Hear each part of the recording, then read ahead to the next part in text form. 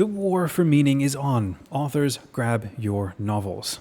Story is survival, so maybe you feel it too, right? That ache for meaning in a world gone hollow, that sense that writing stories is not just something we do for fun, it's something that we need to do to survive. This video, it's like a rallying cry for every author who's ever felt too much, not enough, or like their creativity didn't fit the mold. Maybe you're tired of communities that are caging your creativity or trashing your dreams. I mean, you're not broken. You might just be the kind of dangerous that the world needs. So, this community that I'm building, LegendFiction, we're building a Wayfarers Inn for the misfits and the myth makers and the meaning hunters. It's a haven for storytellers who know that life isn't just a game of like vibes or virtue signaling. It is a quest for truth and for grit and beauty and the adventure of getting it almost right. We're here to lift you up and maybe hand you a cup of coffee and tell you that the raw, luminous, messy thing that you're writing matters. And if you believe, like me, that meaning isn't dead and that stories can save lives and that your fire was given to you for a reason, all right, pull up a chair. You might be a legend too.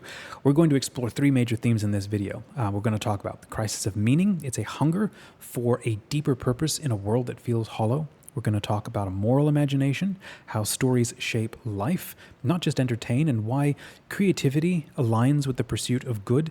We'll talk about a mythic sense of reality, understanding life through ancient, universal stories and symbols. So, hi there, I am Dominic, founder of this writing community called LegendFiction. It's a haven for authors to get more writing done and have more fun.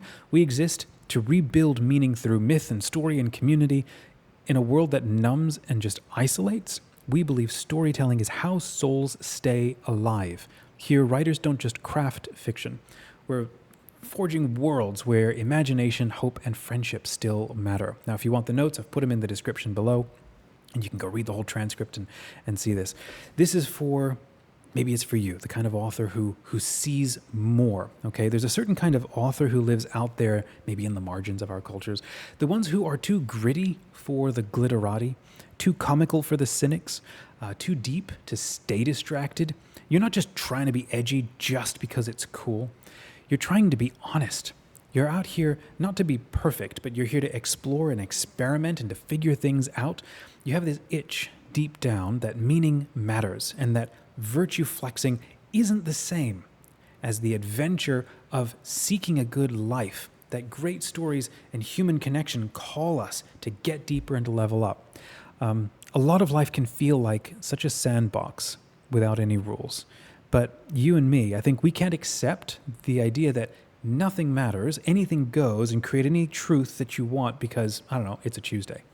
No, life is too hard not to take an honest look at ourselves, to get help to become better humans, to build real, lasting friendships, and to find ways as an author to share and dig into that raw, strange, luminous thing that you love. Now, maybe you're using tools that other people don't understand or like. Maybe your process is messy. Maybe your stories don't fit into clean boxes. I don't know, maybe every time you try to connect, it feels like you're too much or you're not enough. Well, this is why I'm building something different. It's a haven with a group of friends. Think of it like a Wayfarers Inn, right? Where you can show up with your epic story ideas. Maybe they're not all epic, they could be cozy too. We'll pass you a bowl of soup and a blanket, a place to catch your breath, to rest, to meet a few fellow travelers, and to never fear that the group will turn on you like wolves and savage your suggestions. Let's get back to why you started writing in the first place, because it meant something, because you mean something. So we're going to get to those three things in a minute. First, let's talk about some of the issues with online communities. A lot of them love rules, right? What happens when trying to get it right becomes like a cage, okay? Now, at first, joining a community, there are some of them out there where boundaries and guidance and shared values, all of that is very helpful. But then too often, if you're not careful, they can calcify, right? Helpful becomes, I don't know, hostile. Advice becomes an attack. And the pressure to be pure and consistent and correct, and it just can become this purity spiral that just suffocates creativity. Storytelling doesn't thrive in a cage. Life is a mix of clarity and chaos, and some things are obviously right or wrong, but then most things are not. And creative people, like, we live in those shadowlands, right, where nuance and exploration are not just welcome, but they're necessary. Now, there are some communities that have no boundaries at all. They're like the everything goes crowd, and the only thing that they cannot tolerate is intolerance. Well, I see it different. Maybe you do too. I think that tolerance and accompaniment, right, they're two different things. Tolerance means I put up with you because I have to, and we're never truly going to connect. Accompaniment shares the journey and shares the load, and if anything that I've learned can be helpful, we can talk about that because we're trying to connect as friends. So if you've ever been punished for challenging the status quo or cast out for not being clean cut enough, maybe this haven is for you. We're not here to demand dogma. We don't punch people into like party lines. We also don't let anyone do that either. We're here to learn the craft of storytelling and to share our stories and to more deeply get into the grit, the grace, the grimdark, and the glory of the human condition. So let's talk about this meaning crisis, okay? The modern world is starved for meaning.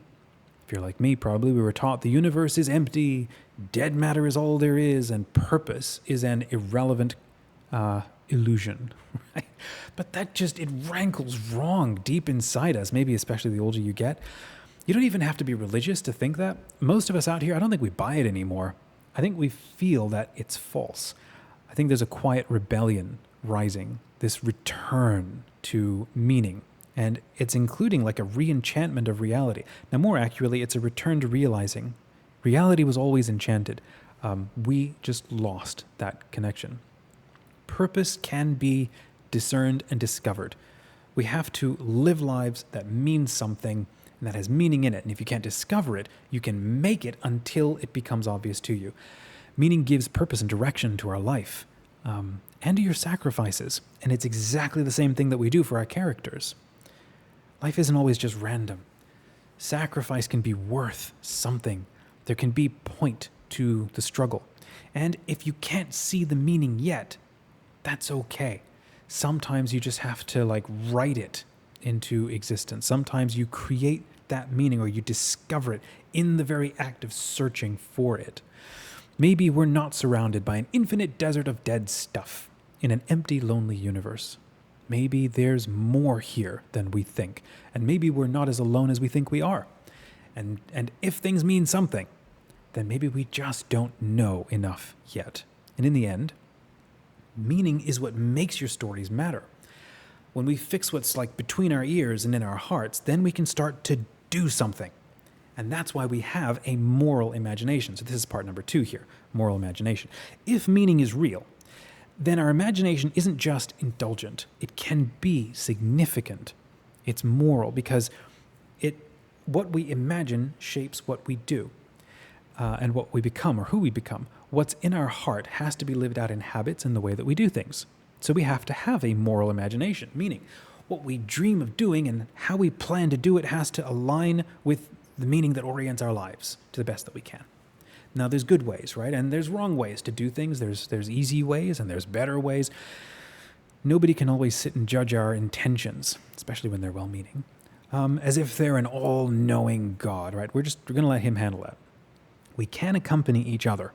We can help each other to think different or to make better choices. And sometimes we can just be a holding hand to help somebody through a tough time and maybe then share the meaning that moves our lives. We can share an insight that we've learned. Sometimes that's all that someone needs just to take the next right step in their writing or in their life. So imagination is how we field test our ideas. It's how we walk into the unknown. It's how we can break old habits and break our biases, confront them, and imagine better futures. And it can be fun. Like storytelling, it's an essential way that humans grow and share experiences. Now, because we live in a world of meaning, our imagination takes its life and its inspiration from things that have meaning that we discover. We can find new and better ways to do things. We do this through our fiction. We can field test our characters who then reject the pull in their hearts to like find the right way to do things versus an easy way. And that's why we can sit and celebrate the struggle and the angst of anti-heroes and grimdark cautionary tales. Like, I love some of those. We can understand that morality will change from place to place or from time to time, but underneath, like, the shifting morals, there's something solid, and it's almost scientific and spiritual. We can seek a real relationship and an openness to truth, and that's what I'm going to call myth. So here's theme number 3, a mythic sense of reality. Myth isn't just a metaphor, okay? It's like woven into the fabric of who we are. We're not just telling tales for funsies. We're participating in something ancient. These archetypes and symbols, these are patterns of change, of transformation. They're not just made up. They're the deep language of the soul. Carl Jung would call it the collective unconscious, and he would pattern them as archetypes. Jordan Peterson mapped it to like the stories and in scriptures. Myth is how we discover that we're not the first to rise and fall again. Now, you don't need to like worship gods and slay dragons to live mythically. You just need to wake up to the truth that stories have shaped you before you ever knew how to write one. You're already inside a myth. I think our job, especially as adults, it's to learn to understand it. We are immersed in an ocean of meaning and of imagination that came before us, and it informs us, and we exist within tribes and countries. And the identity of our people acts on us, and it informs us like these mythic beings. So mythology is not merely an account of our origins, it's also a daily charting of your everyday reality. It's the reality of your soul and your spirit, your psyche, your internal life, your instincts. These are things that we share, like across time and across millions of lives. They're bigger than us. They drive us. And they're very, very real, even though we don't pay attention to them half the time. Now, they are revealed to us through stories. All the meaning in the universe is expressed through our moral imagination. And it's lived out through the great stories that return again and again into our psyche and into our cultures that we want to tell and hear and love again and again. So here's theme number 4. You're not alone. It's these stories that just make sense of everything. They are what give rise to the demigods and the dragons and the hobbits and the wizards and spacecraft and epic wars and cozy getaways and the deep playful joy of crafting and wielding imagination. Now, if you've ever felt this inside you, whole worlds without end wrapped up in a human person, that's actually pretty incredible. It's probable nobody around you fully understands. And yet, maybe we do. Maybe if we gather together in this haven, maybe you belong here. So I want to encourage you. I'd love to meet you in the comments, to hear about what you're going through, or even invite you to come and hang out in the online community called LegendFiction.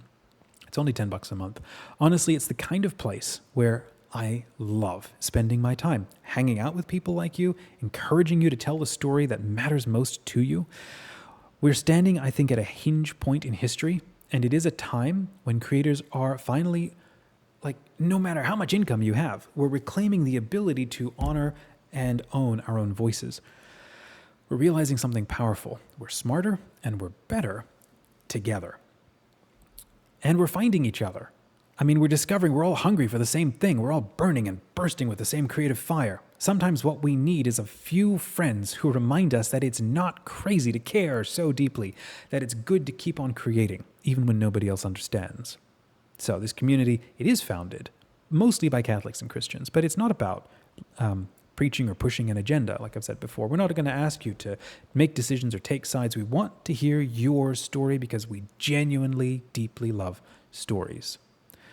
We also don't believe that fiction should be used to push buttons or sell agendas or manipulate emotions. We believe that fiction stands, complete and powerful, on its own because storytelling is an essential part of being human. Storytelling is an essential part of being human. So, let's recap. Even if nobody else reads your story, right? No, let's recap. There are billions of people who need fresh stories to make sense of everything, to make sense of the world, of their lives, their struggles, and their hopes. And maybe your story will be absolutely vital for one person out there. And maybe your story is absolutely vital for you, Even if nobody else reads it, you matter. Your creativity matters. Creativity is an essentially healing thing. It's a vital part of being human, and that's why you, yes, you have it. And that's why you should pursue it. Maybe doing it with friends in a friendly haven will help you enjoy the journey. We've got each other's backs, right? So here's a thought. But first, if this conversation was helpful, be a legend. Hit that like button and comment below what stood out to you, because there are hundreds of other authors out there just like you, and we can help this video to find them. So, as I mentioned, we're founded by Catholic Christians, but even we don't all agree on like absolutely everything. We're all united by the things that I've shared here in this video. Some are Orthodox and Protestant, deconstructing like me. All of us share the same passion. We want to write. We're trying to reclaim a way of living that modern life around us, it's killing. So we're not just giving people here's writing prompts and anthologies. It's not just a forum. We're fighting for something way deeper. Meaning isn't optional, it's survival. Moral imagination isn't fluff, it's the foundation for real freedom and future flourishing. And 3, myth isn't escapism. It's the ancient paths that humans used to navigate life before we buried ourselves in cynicism and distraction. Legend fiction exists because the modern world is burning out creators. It's flooding us with noise and loneliness and nihilism and cynicism and shallow thinking. We're offering a place where we remember that stories matter, community matters, and building something beautiful together isn't naive. It's how we save ourselves. It's not just like a writing club. It's like an arc. It's an arc for moral imagination, for hope, for meaning and creative growth. And we're gathering the nerds and the dreamers and the believers before the flood of like cheap entertainment just drowns everything that matters. We're pushing back on all of the creative loneliness that's out there. The sort of the moral erosion that's ruining things. And there's the starvation of myth from our modern souls. Humans must make meaning to survive. And then when meaning collapses, you get cynicism and apathy and worse things take over. We're fighting that collapse with story, friendship, and purposeful creation. It's like an act of creative rebellion against meaninglessness. We return to fiction, myth, and community as the tools to rebuild human hearts. And because it's fun for worlds without end. So if that sounds like you, you're probably already a legend. And I can't wait to meet you. Check us out, LegendFiction.com. Now, if this video made you kind of stand up on the inside and like cheer a little bit, check out this other video that I've posted here on the channel. It's called, it's about how writing is hard, like really hard. And then the internet came along and made it even harder by expecting you to be a marketing wizard. The comments are lit on that one. I think you'll like it. Check it out.